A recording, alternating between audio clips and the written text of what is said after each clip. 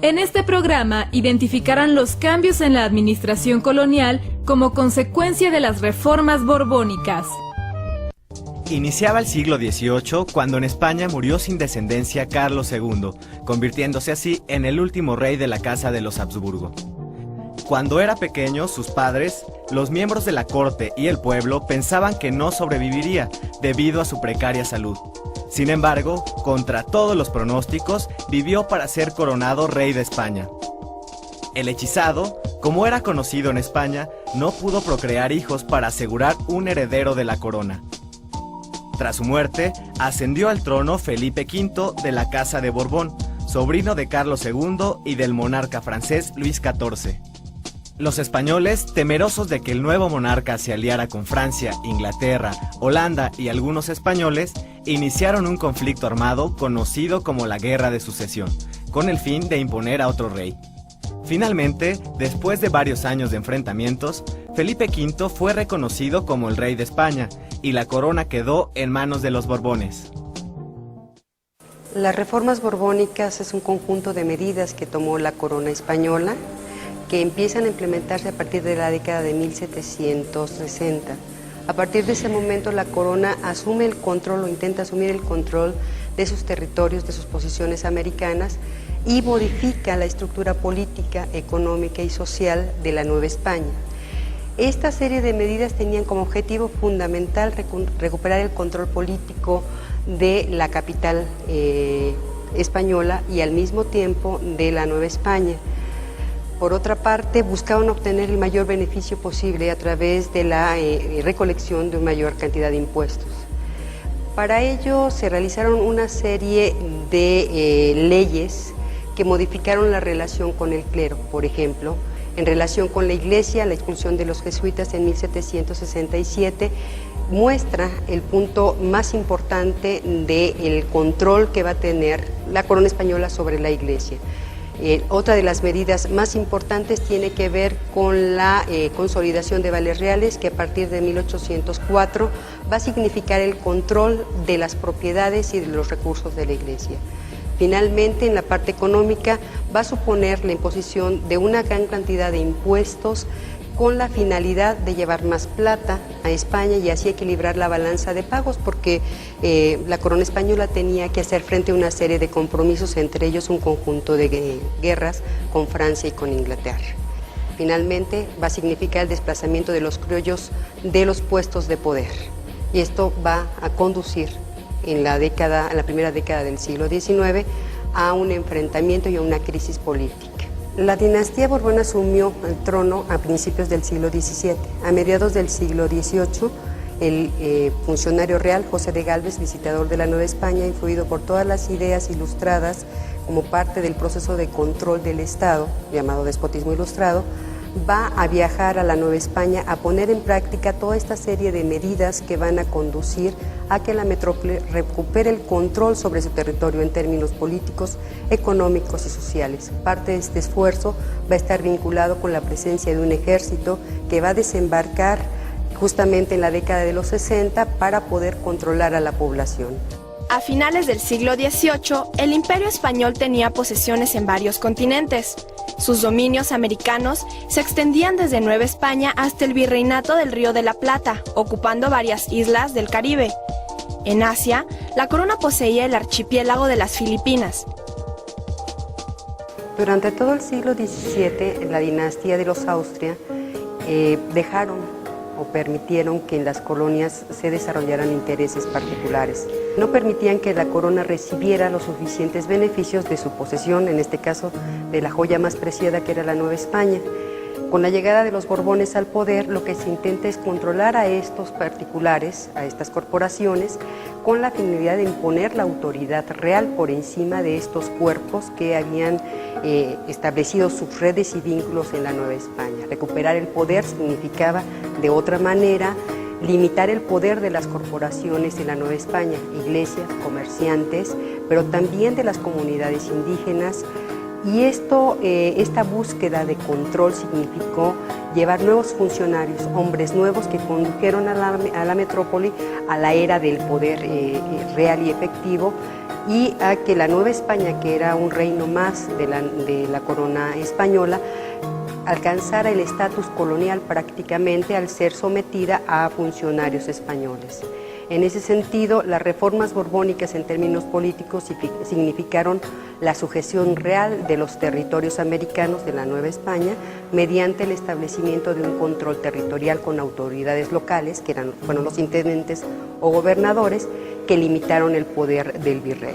En la parte económica significó establecer funcionarios que iban a ser los encargados de la recolección de los tributos, y esto permitía a su vez el establecimiento de un sistema moderno de recaudación de impuestos, a la vez que se crearon nuevos impuestos. Por ejemplo, el del naipe, la sal, que eran insumos, por ejemplo la sal y la pólvora, fundamentales para la explotación de la plata. La recaudación por vía concepto de alcabalas, que es un impuesto a la circulación de mercancías, permitió que la corona a finales del siglo XVIII obtuviera una cantidad impresionante de recursos que se extrajeron de la Nueva España gracias a un sistema eficiente en términos de la política tributaria y también de la política de gobierno. La implementación de las reformas borbónicas provocó el descontento de varios sectores de la sociedad novohispana, entre ellos el de los comerciantes. Las leyes sobre libertad de comercio terminaron con el monopolio de 200 años del Consulado de Comerciantes de la Ciudad de México y sus socios de Sevilla y Cádiz. Otro golpe a este organismo fue la supresión del sistema de flotas, barcos que viajaban en grupo hacia la metrópoli. Con las reformas borbónicas, embarcaciones en solitario podían realizar el trayecto desde cualquier puerto.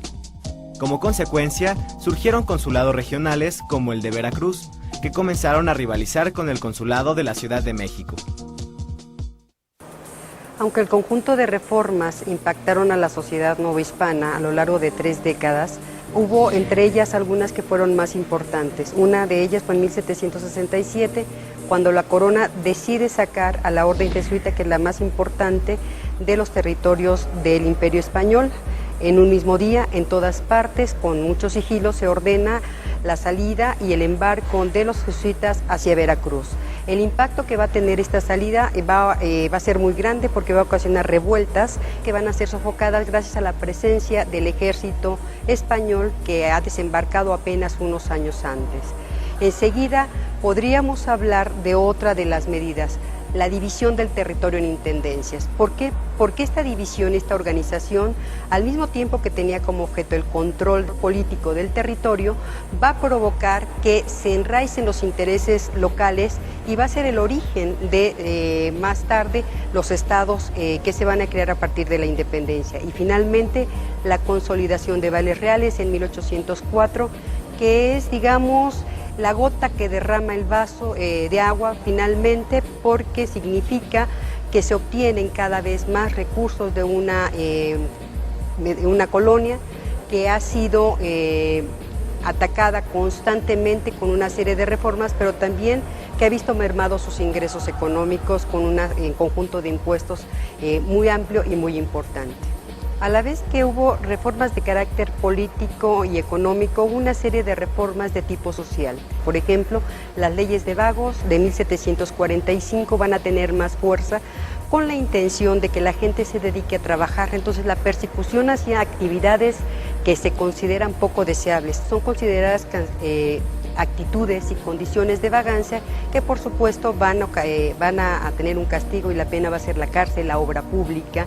En fin, esta serie de medidas de control de la población va a abarcar un amplio espectro. Por ejemplo, las diversiones, las fiestas de toros, los carnavales van a salir de los espacios urbanos, porque se busca que la población se divierta de manera decente, asistiendo al teatro, por ejemplo, y reglamentando también qué tipo de obras se van a presentar y cómo en los espacios y entre cada uno de los actos se deben bailar cierto tipo de bailes, donde las mujeres finalmente no deben enseñar, por ejemplo, más allá de la pantorrilla.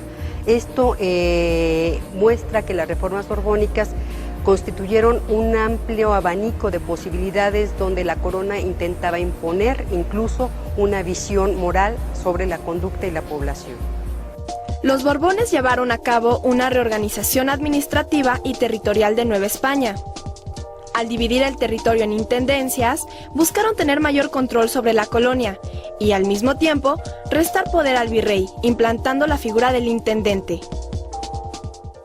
José de Gálvez, cuando llegó a la Nueva España en 1767, trató de imponer el sistema de intendencias, que era una división del territorio.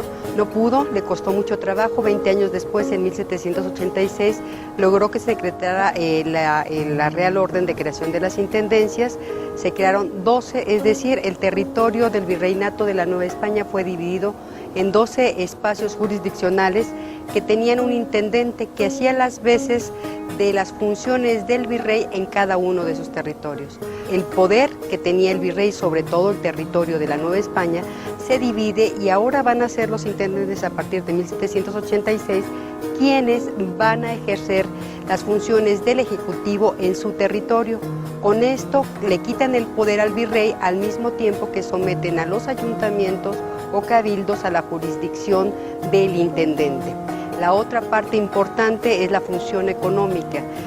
Se crean cajas reales especiales para la recolección de los impuestos y de esta manera el virrey pierde el control político que ejercía sobre todo el territorio y también pierde el control del poder económico en la medida en la que va a haber funcionarios locales encargados de la recolección de impuestos.